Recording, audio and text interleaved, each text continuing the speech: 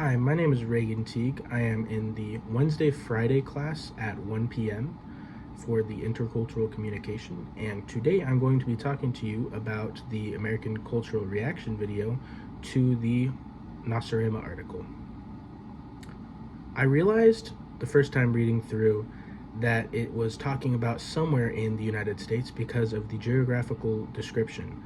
It talked about it being south of Canada and north of Mexico. And so I realized that it was somewhere in the United States, but I didn't realize that it was talking about the United States of America. As the article continued, I started to realize that the things described in the article were very similar to things that we do in the United States.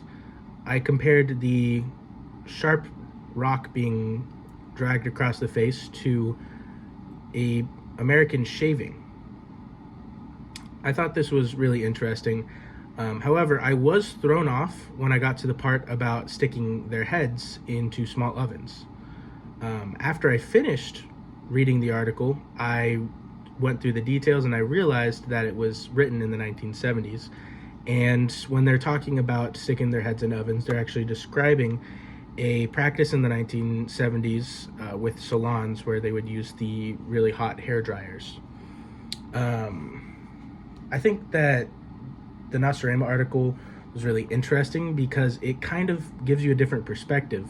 When we're talking about different cultures, we tend to have a negative perception of them, and anything that is different from our culture is negatively viewed. I think that the Nacirema article is very fascinating because it forces us to look at our own culture and how other people might view things that we do and our rituals as very weird. I'm now going to describe one of the cultural artifacts within the Nacirema. So the Nacirema are a very competitive society. This is outlined by one of their largest annual celebrations that surrounds a competition of strength, speed, and violence. Those of these people that excel at this competition are elevated to the status of heroes among the Nacirema. Many of them will suffer grave injuries from participation in these competitions that will leave them permanently scarred or lead to shorter lifespans. In an effort to avoid these life-altering injuries, the competitors will wear ceremonial head coverings and shoulder dressings. Even though these do not prevent the injuries, the Nacirema still have faith in these measures and even allow children as young as 10 years old to partake in these type of competitions with each other.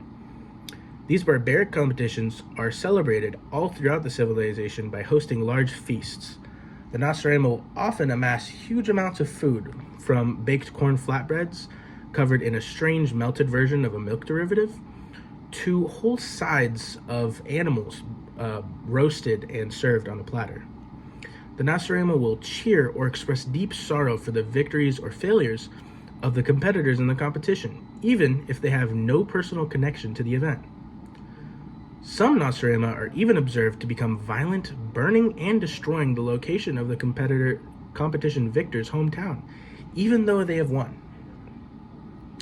The tradition that I have described to you is the Super Bowl. The head coverings and shoulder dresses are the helmets and shoulder pads. The competition is football. The great feasts are the Super Bowl parties people throw, and the thin bread and milk derivative is nachos.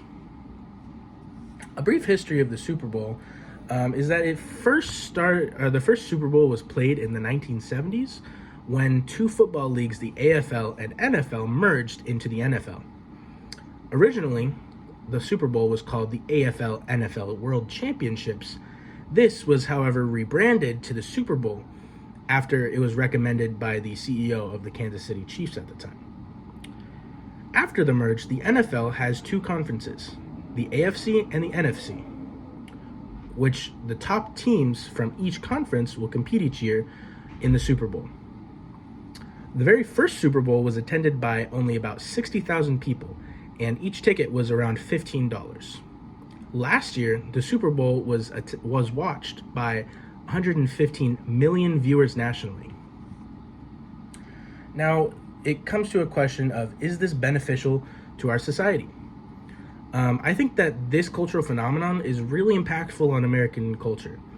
The Super Bowl is a way for the nation to unite each year to distract ourselves from the problems that we face for just a day.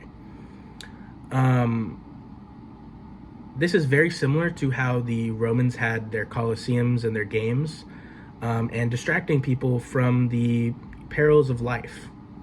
According to the NFL, approximately 60% of Americans watched the Super Bowl in 2023. In a world of division, it's good for our society to have something to unite us, even if it's for only one day. Thank you.